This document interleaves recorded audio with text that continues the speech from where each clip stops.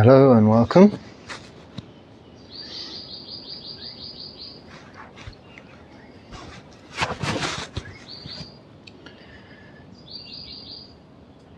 Three or four viewers, subscribers in the comments have asked that I make a video of my whole day, a vlog, like a video diary. And it's not out of the question, on one day it may happen, but in the meantime it isn't something I've planned to do, because I'm making these videos with the resources I have to share the Dharma, to share my experience of the practice living this way. And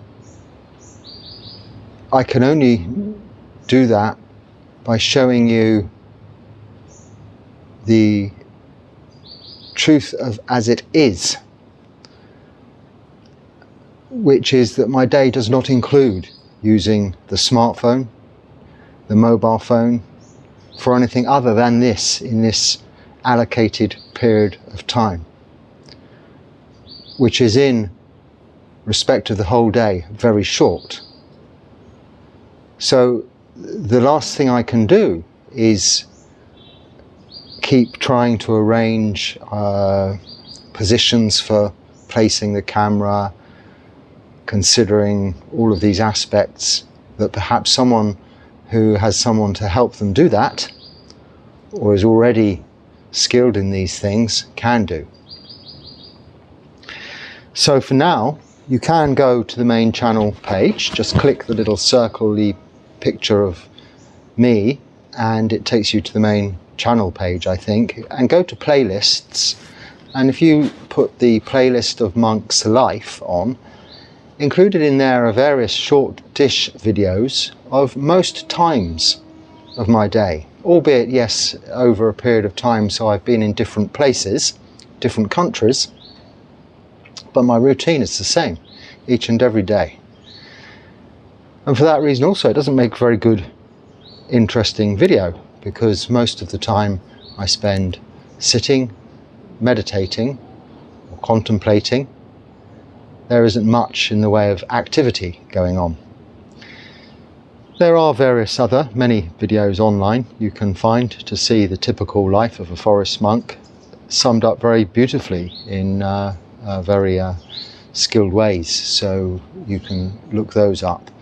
But until someone turns up and says, hey, can I follow you around with a camera for the day, in which case, yes, they are welcome to do so, then it's a little bit difficult for me to organise.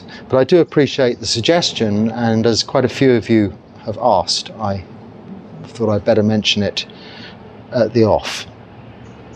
Now, the next comment is, well, there's a few questions here with regards to meditation. Now, one I referred to in the last talk, was somebody asked me if I could talk about Anapana.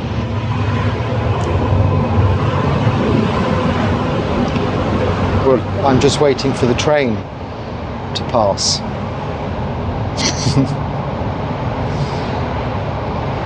Now, Anapana is how the Buddha taught us to meditate, but it's Anapana just means breathing. It's Anapanasati, mindfulness of the breath. Or you could say breath meditation, using the breath as a meditation object, which I'll come to in a moment. But in order of how we do that, the first comment that coincidentally comes up here is I try to meditate in the lotus position, but it is incredibly difficult as it puts a lot of strain on my legs. How do you learn?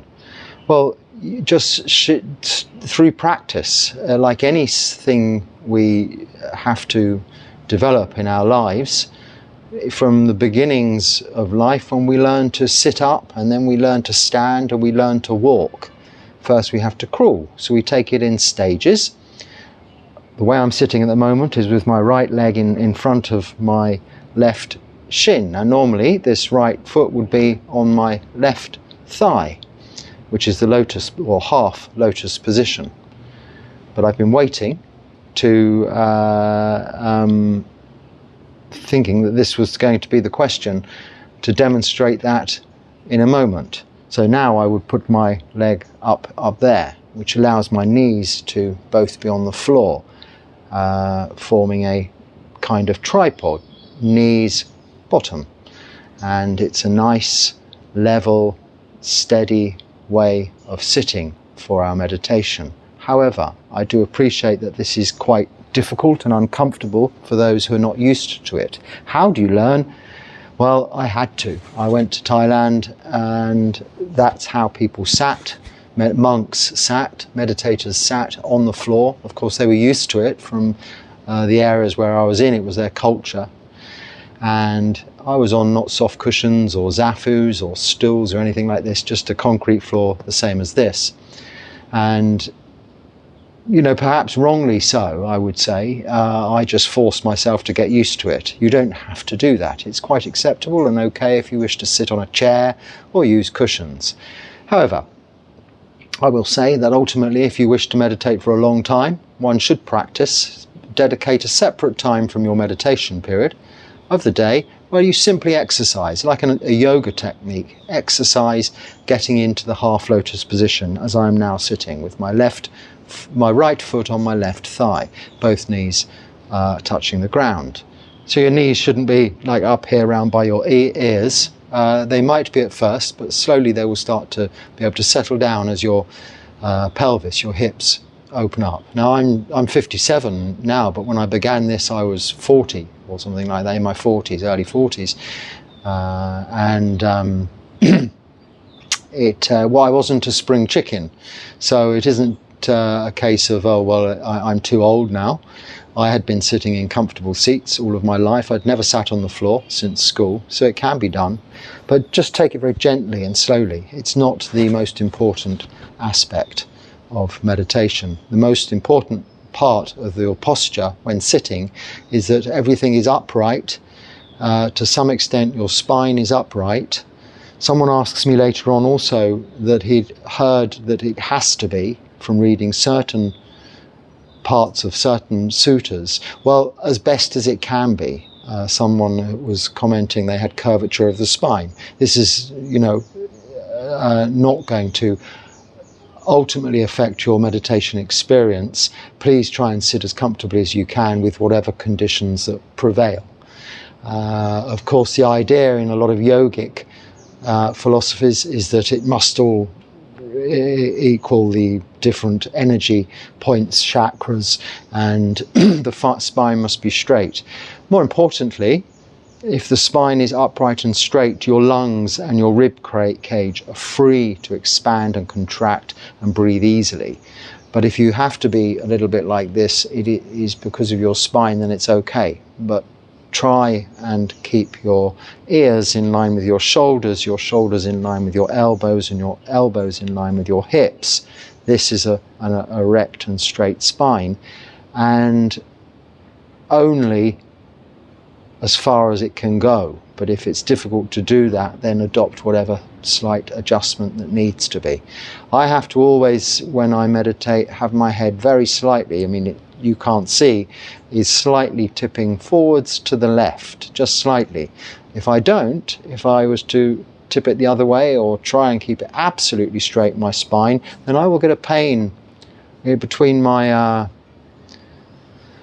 something, I don't know, in the sort of center right hand side of my back, which troubled me for a long time. It was only when a physiotherapist looked at how I was meditating and pushed a few points in my neck that he identified there's a pinched nerve that I just need to keep a little free when I'm meditating if I don't want to be disturbed. So we adapt. We're kind to ourselves for our meditation. It's not a technique of torture. So I'm going to come to Anapana, but firstly, let's move on to the next comment, where somebody has seen or read an article or a documentary from the BBC, so a fairly renowned source, that's saying that meditation is similar to attention-enhancing drugs like coffee, even Ritalin and cocaine are mentioned here. Meditation can increase focus and alertness, but when taken too far, that can lead to anxiety, panic, and insomnia. And then it goes on in some detail. Now, of course, I am reading that out of the context of the overall documentary. In my experience, usually BBC documentaries are fairly good with regards to these subjects.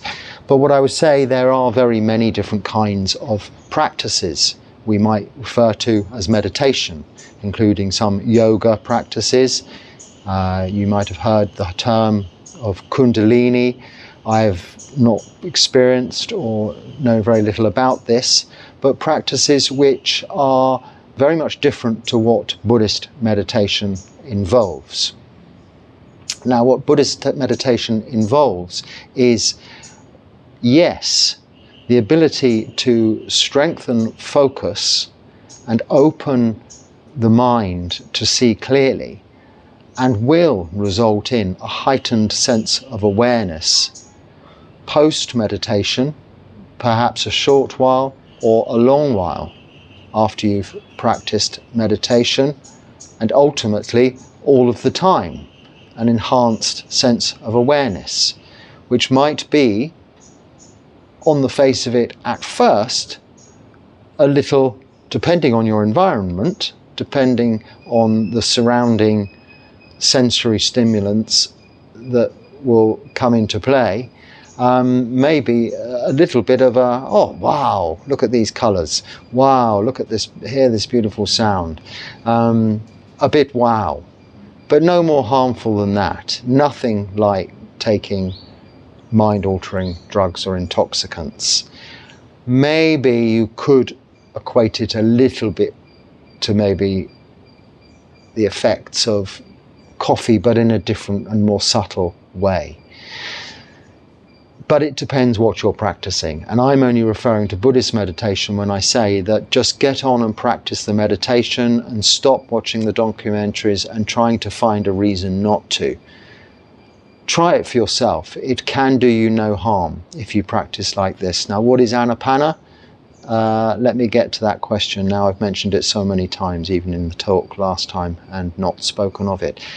The Buddha, when meditating under the Bodhi tree in Bodh Gaya, and when he attained enlightenment, remembered his childhood of sitting under the apple blossom tree, watching his father in some competitive farming games, activities or something like this, or sports, and just sitting there breathing and enjoying the day, and how really liberating, refreshing, calming, peaceful, tranquil, and joyous this experience was.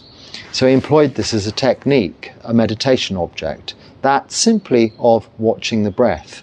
This is where we have the term Anapan Sati coming from. Anapana meaning breathing, Sati meaning mindfulness, mindfulness of the breath. We take the breath as the most useful meditation object, being that it is always with us.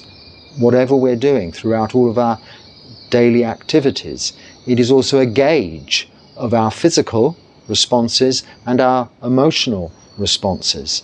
Our heightened breathing, our breathing more quickly or more deeply, is indicative of some form of either stress or stimulation going on externally, as seen through the eyes, ears, heard, smells, tastes, what we're feeling, and also even what can be induced by merely or simply the thinking process. And the breath in that sense is a very good indicator, a gauge of what is going on within the body, but also of what is going on within the body and within the mind in the very present moment, here and now, because you are observing the breath as it is in this moment. When you've breathed in, that is it. Then you stop and you breathe out. That is it. You're on to the next breath. It isn't continuing the past into the present or bringing the future into the present. Neither the past exists or the future has happened, not happened yet. So the Buddha in the Anapan Sati Sutta, and this is where you can get the detailed step-by-step guide as to how to use Anapan Sati meditation, how to practice Buddhist meditation, is in the Anapan Sati Sutta. So rather than me explain that to you in its detail, I couldn't explain it better than I could read it, and I don't read sutras or recite sutras. You can go to that, or even the simplified version in the chanting book of the Anapan Sati Sutta is good enough. But what we do is we sit comfortably as best you can. In my case, I'd like to sit in the half lotus position like this, and you place your left hand in your lap and your right hand on top. And the Buddha begins by saying that what's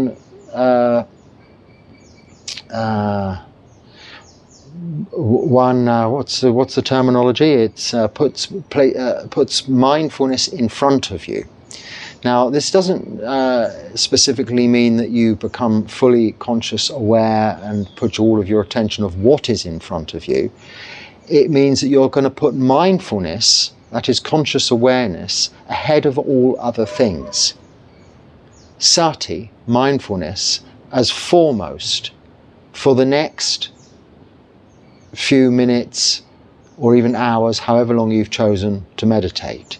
So you make a determination that for the time being, I will just have mindfulness of my meditation object, in this case, breathing, the breath.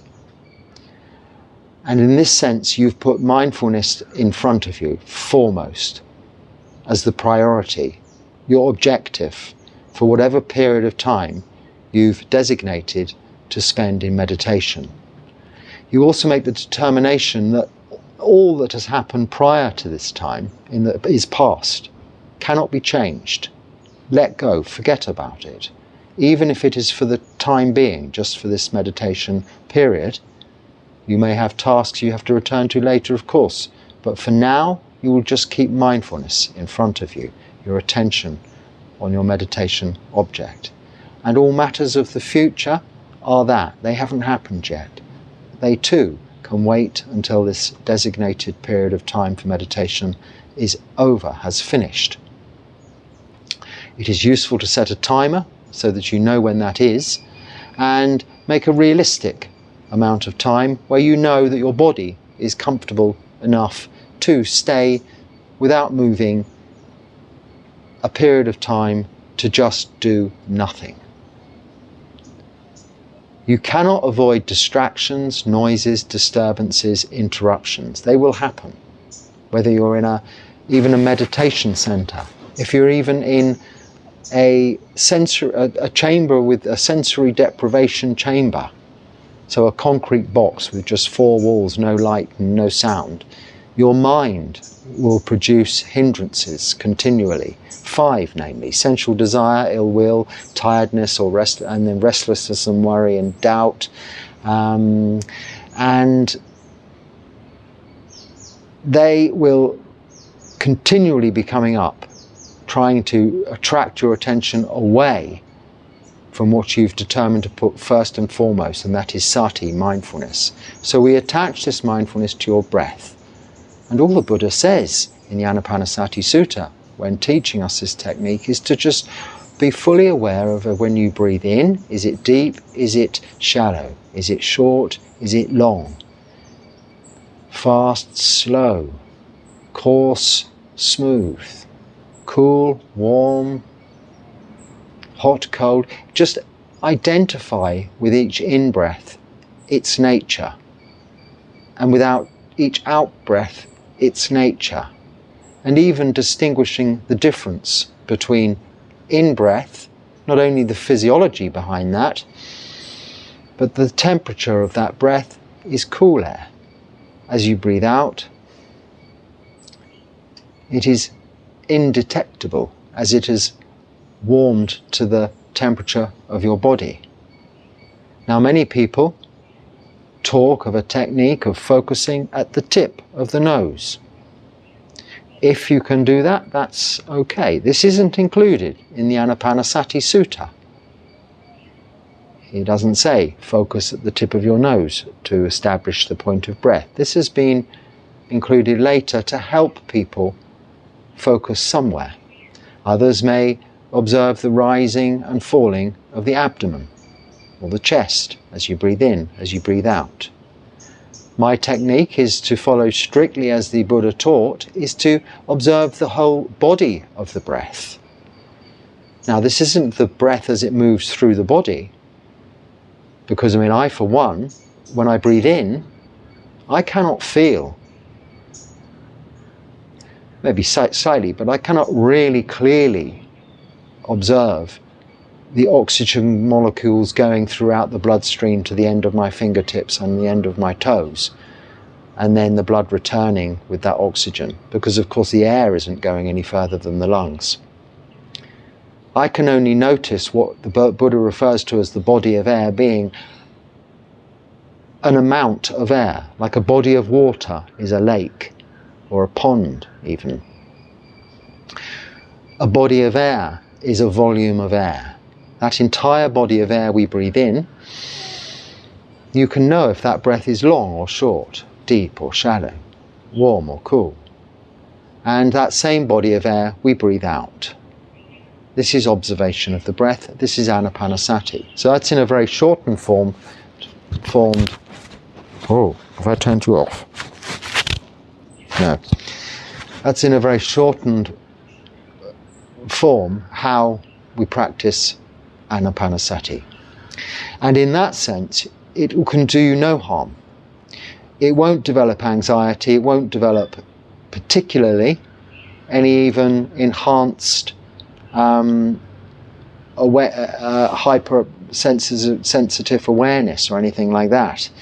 But what it will do is develop the ability to allow your body with some time to simply relax and settle, as will your mind start to settle, become peaceful and tranquil. And then this will lead to deeper absorbed states of meditation we call samadhi, onto jhanas, so deeply absorbed states of meditation, somewhat like and akin to maybe being very deeply absorbed into reading a book or even watching a movie or listening to some music where nothing can distract you away.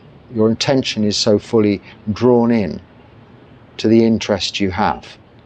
And when your interest in the breath becomes such, the distractions around you, surrounding you, as well as the hindrances recurring in your mind, the obstacles of meditation, will become unnoticeable.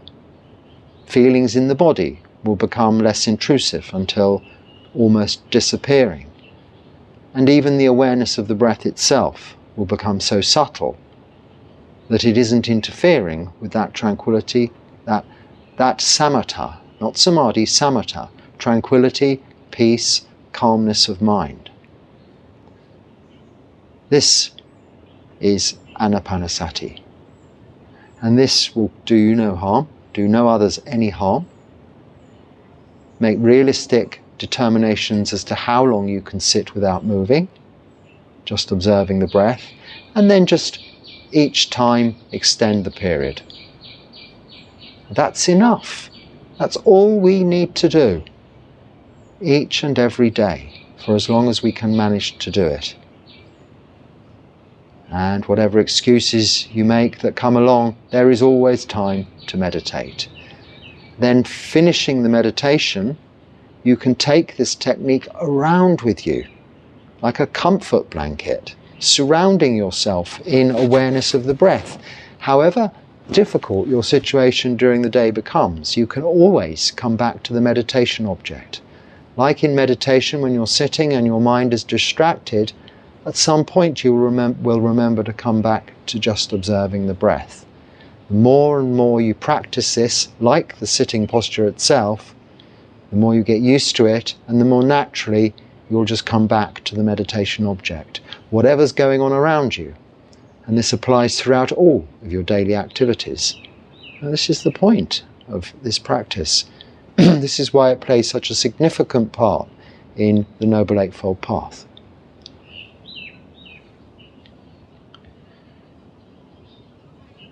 Right, so this is of a more, how do we say?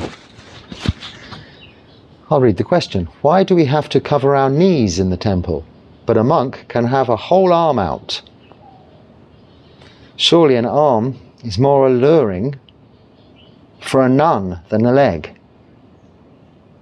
Okay, so the nuns and monks don't live together. This is one thing. In the temple, with regards to lay people, it's expected that lay people generally will dress respectfully, taking into account the environment they're in. Now, I think it's fairly common that in most cultures, in certain places, for example in the West, if you were to go to visit the bank manager, you probably would dress respectfully. If you're going to see the headmaster of your pupil at your child's school, you would probably dress respectfully. And going to other faiths, churches, they have various codes of dress. Now in Asia, Southeast Asia, all over Asia, we do not ever point feet towards the Buddha Rupa, so there are certain postures we have to adopt when entering and when sitting, and it is also advised that you are, and required, and in fact legal in some places, that you are covered and not overly exposed. Now that's for the lay people. Now with regards to the monks, we are normally covered outside of the monastery, that is, in public, from our neck down to our ankles, even to our wrists, by these robes. And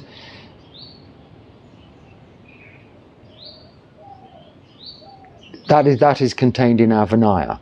But when we go into the temple, or when we are circumambulating, walking around out of respect, a stupa, that's an object of veneration, basically, a shrine, we are, as is tradition and as is cultural, we bare the right shoulder.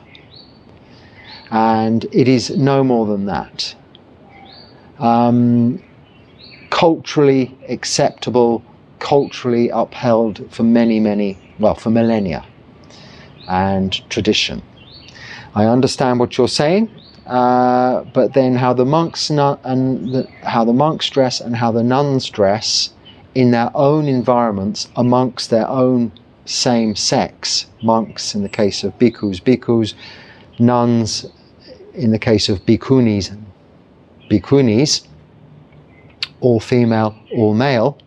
At home, they don't even have to wear this outer robe. But when even when receiving lay visitors, unless receiving dana or formally addressing them with a dharma talk, or certain formalities, we can be technically from the waist up bare, technically. But us from the West would wear what we call an angsa, which is a small piece of cloth of this material, diagonally like this, still exposing the right shoulder, as we generally are traditionally expected to do.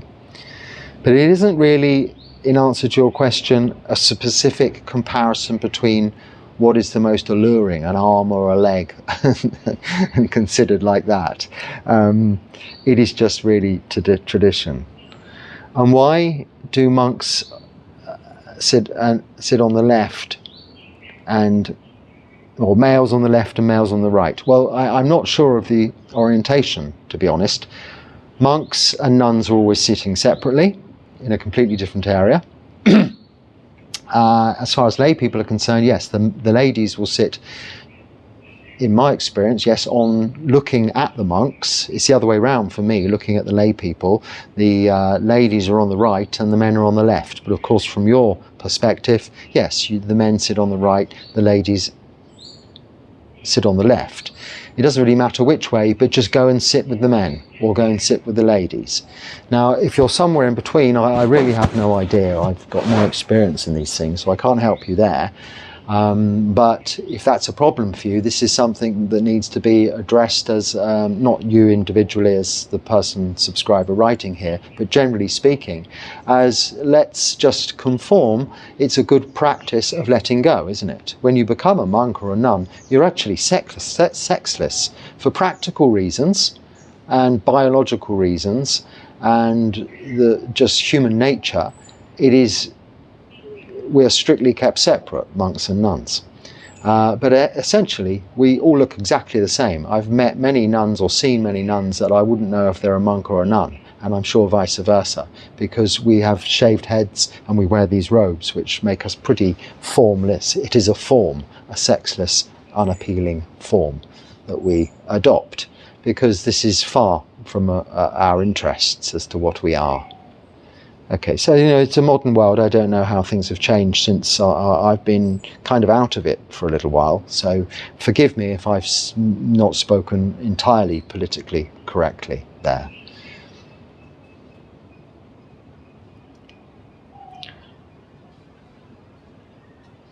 Okay. Someone having a trouble agreeing with the idea of rebirth. And that you do believe in karma, but you don't think that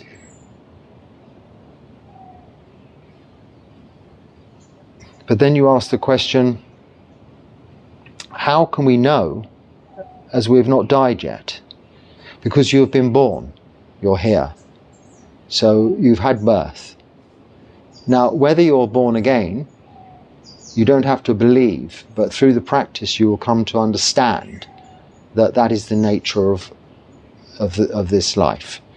But if you don't come to understand that, it's okay, because you will die, and whatever happens next either does or doesn't. You don't need to be too concerned with what is going on in the interim period, just in this present moment. And as you fully accept the idea of karma, that is good enough. You know that by doing good, it will produce good results. So if you're doing acts of kindness and keeping moral virtue today, or even in this present moment, the next moment will result well. The results will be good. That is rebirth moment to moment within this lifetime. So, I don't really know what to say. That's not a specific question there. I've spoken about rebirth many times, and without reading through the entire email, which I won't do again, I think maybe I'm coming to that subject again in a moment also, so we'll perhaps it's a fundamental aspect of right view. The understanding. I don't like to call it belief in rebirth, because we are not required to believe anything in Buddhism, but to experientially see it for ourselves. And until we die and are reborn, we will not see that, but we have already been born. From what? From nothing? Maybe. In which case, we're just here for this life? Maybe. But even there, within this life, the Noble Eightfold Path creates no contradiction with any other beings, or moral or morality. A virtuous existence within the laws of karma there will always benefit not only yourself but those around you. And this understanding is enough. It is an entirely right view, because one must accept that the purpose of right view is to understand about rebirth. Oh, and then you did ask, well, if we're not thinking about the future, what is the point bothering? Well, what is the reason for being concerned with it? Because of the nature of karma, what we're doing in the present moment. We're not concerned with the future when we know that what we're doing now will result in the future. We determine the future. We don't worry or think about the future. to some extent we of course have to plan things. That's okay also. No problem. But we don't continually think and overthink about what happens next, or need to even think about what happens after we die. But know, just from our understandings of the workings of karma, that by doing good, it will lead to a good rebirth, or not, or a good day tomorrow. After becoming a monk, what are you getting changed in your life? So absolutely everything, by comparison. Because I let go of worldly life, career, family, friends, money, identity, and even I moved to another country also. So a different culture, different geographical influences, weather, environment, everything. Everything changed. But you don't have to be a monk, become a monk for that to happen. You can change everything in varying degrees, in a gradual process, and you may well end up taking ordination and becoming a monk. But it's a very different life to that of living in the household life, either alone or with a family, it doesn't matter. It is very different.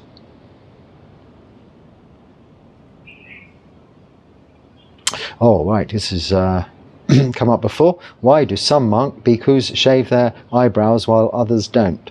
Right, well, in the Vinaya, it doesn't specifically say about eyebrows or beards.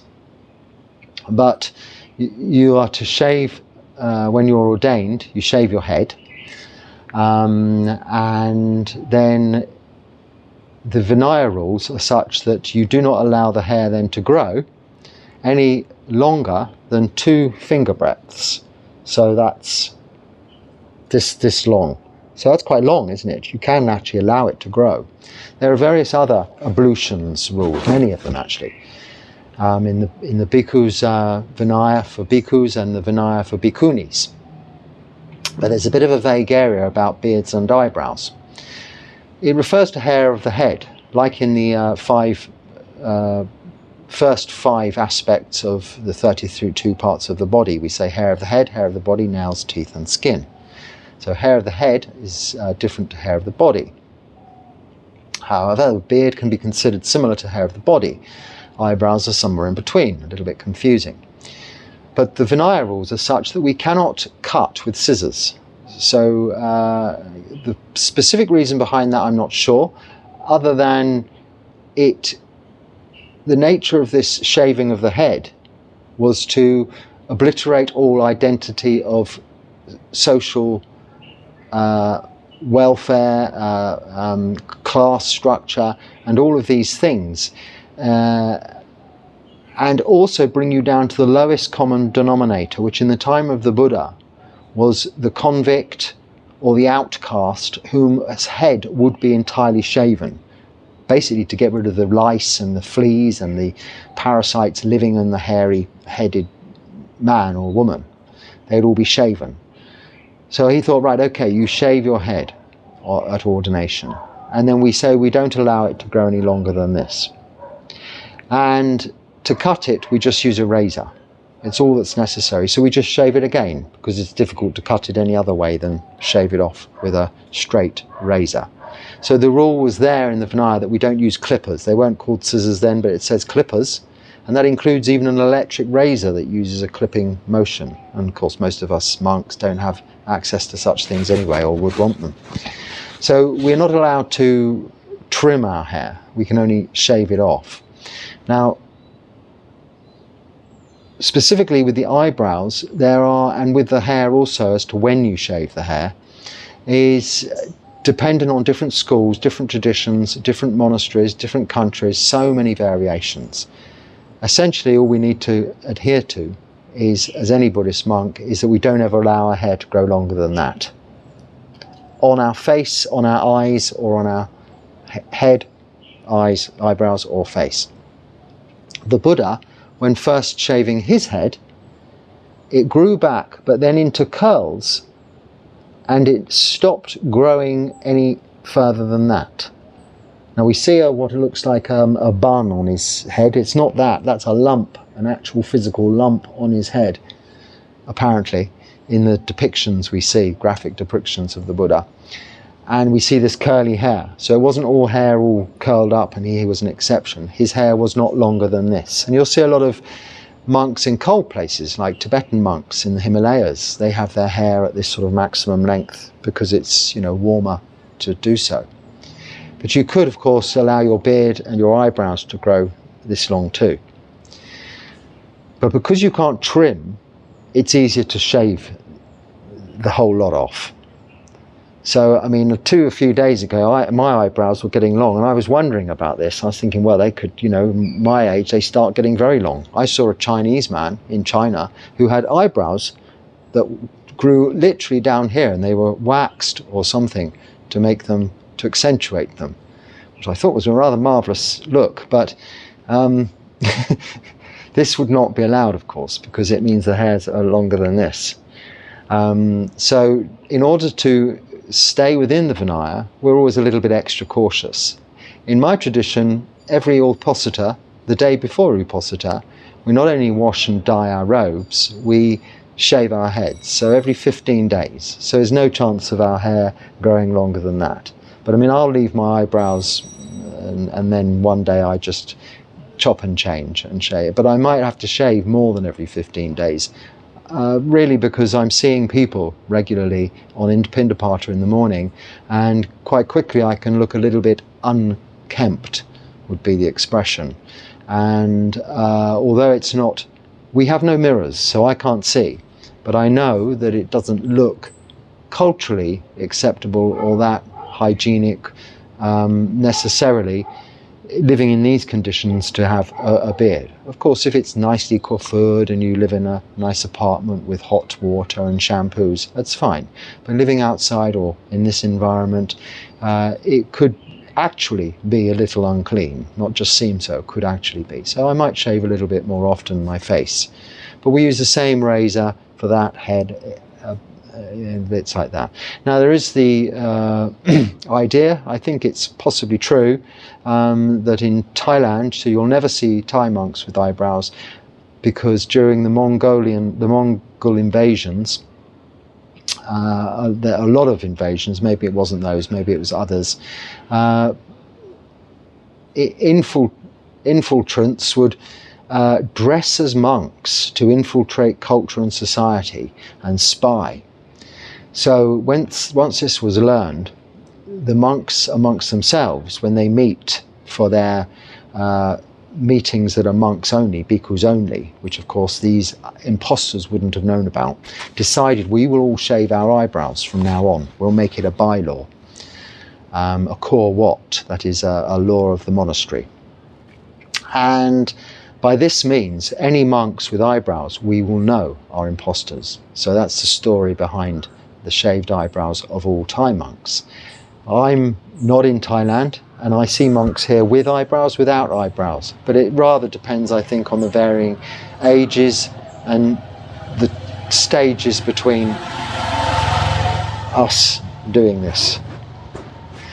So one minute they're there, the next they're not with me. Maybe I spent a little bit too long on that question, especially as I think I've covered it before. But what is the name of this cloak? This cloak. So this is called an Uttarasanga. So what's the lower one called? We have 3 robes. Lower robe, upper robe, and outer robe. The outer robe is called a Sangati. I know the Thai names, but it's irrelevant here, so I'm just giving you the Pali words, which are common to all Buddhist monks throughout the world. So we'll stick to that. This is called the Uttarasanga, Sangati Uttarasanga, and then I've forgotten what the lower skirt is called. I mean, they call it a sabong in some places, but that's not the Pali word. I've forgotten the Pali word. But yeah, that's what it's called, a monk's robe, and they're always made in this similar style and pattern. The colours varying from culture to culture, because the monks have adopted the different natural dyes available to them where they happen to be, and at the time that this that was, you know, when they originated there. So an Uttarasanga, or upper robe. In Thailand they call it a jiwon, as you specifically ask about that one. So a jiwon, J-I-W-O-N.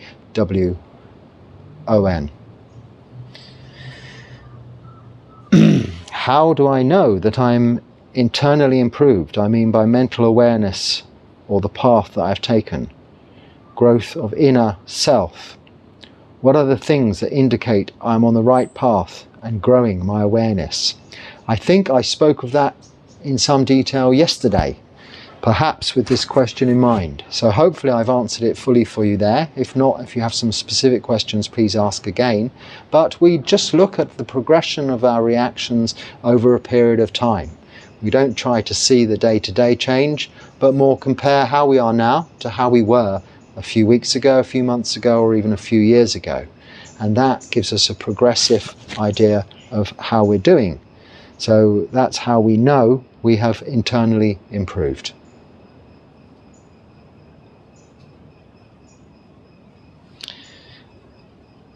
Can you make a monastery video and your area video? Well, I think I've already shown you a little bit with a short video there of the area, but I've already spoken of that at the beginning of this talk also.